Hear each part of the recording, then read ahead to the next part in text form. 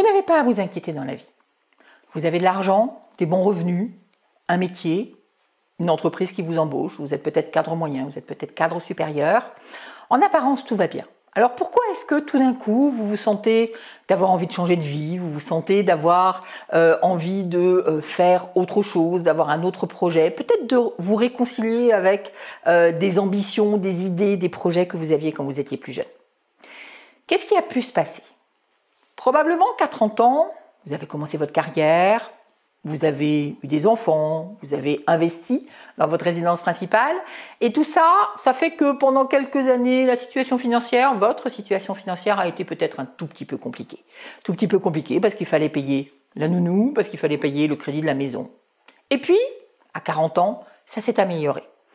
Moins de pression, des enfants plus grands, il n'y avait plus de nounou, moins de frais de garde, et donc vous avez commencé à mettre de l'argent de côté. Donc vous avez mis de l'argent de côté, vous avez rempli un livret A, vous avez rempli une assurance vie, vous avez rempli un PEL. Ok, tous les comptes d'épargne se sont progressivement remplis.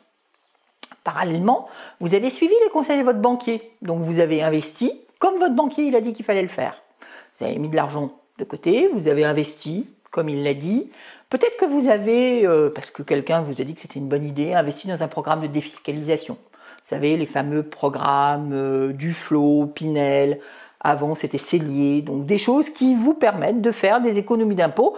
Et après tout, comme vous gagnez bien votre vie, ça veut dire que vous payez aussi peut-être pas mal d'impôts, donc c'était plutôt une bonne idée.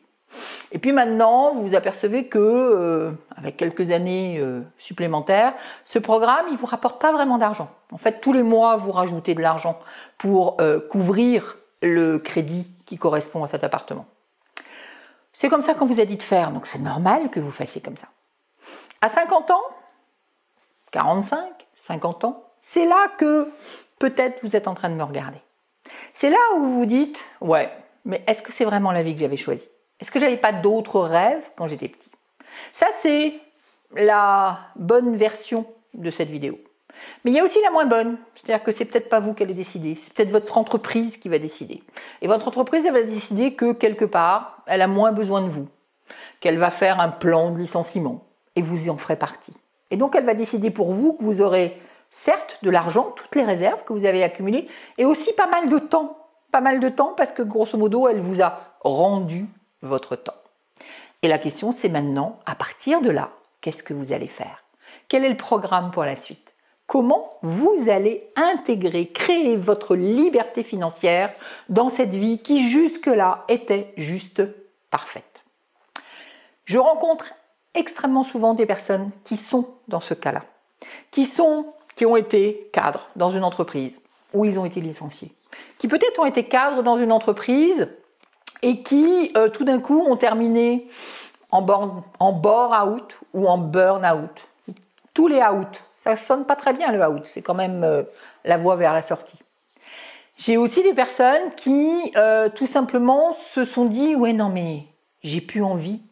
J'ai plus envie de supporter les réunions interminables, j'ai plus envie de supporter les directions, les directives d'une direction générale avec laquelle je suis plus ou moins d'accord.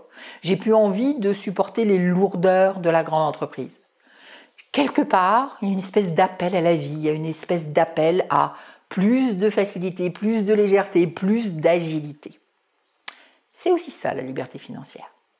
Alors, c'est quoi vos forces? C'est quoi vos faiblesses par rapport à la liberté financière?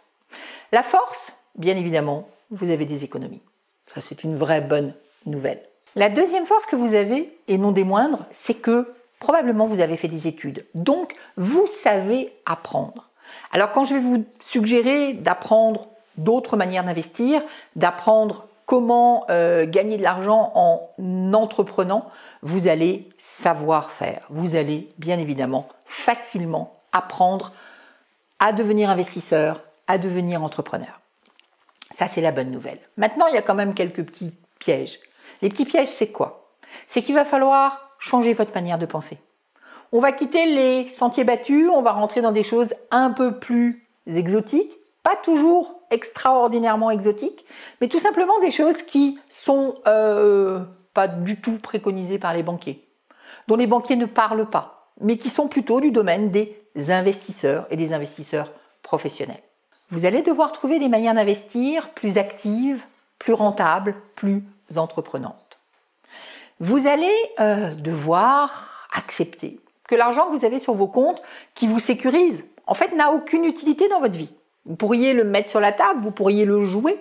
Après tout, à part une sécurité psychologique qui fait que vous vous sentez bien peut-être et rassuré, cet argent, vous n'en avez vraiment pas besoin aujourd'hui.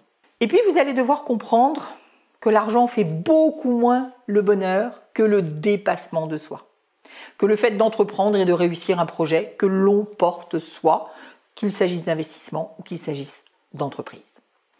Voilà pour les pistes. Si vous voulez en savoir plus, si vous voulez savoir comment travailler concrètement sur tous ces axes, je vous propose de télécharger le magazine Liberté. C'est un magazine que j'ai conçu pour vous. Vous y retrouverez votre profil. Vous y retrouverez aussi des exercices concrets, des outils pratiques pour démarrer.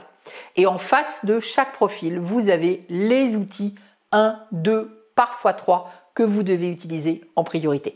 Donc le lien vers le magazine Liberté, si vous ne l'avez pas encore téléchargé, il est dans la description sous la vidéo. Et puis bien sûr, vous êtes sur la bonne chaîne pour apprendre un maximum de choses d'une investisseuse professionnelle, d'une entrepreneuse également, pour changer de cadre et sortir d'une voie où certes vous n'aviez pas à vous inquiéter, mais où peut-être vous vous êtes un peu endormi pour rentrer dans des choses nettement plus fun, plus actives et plus rentables.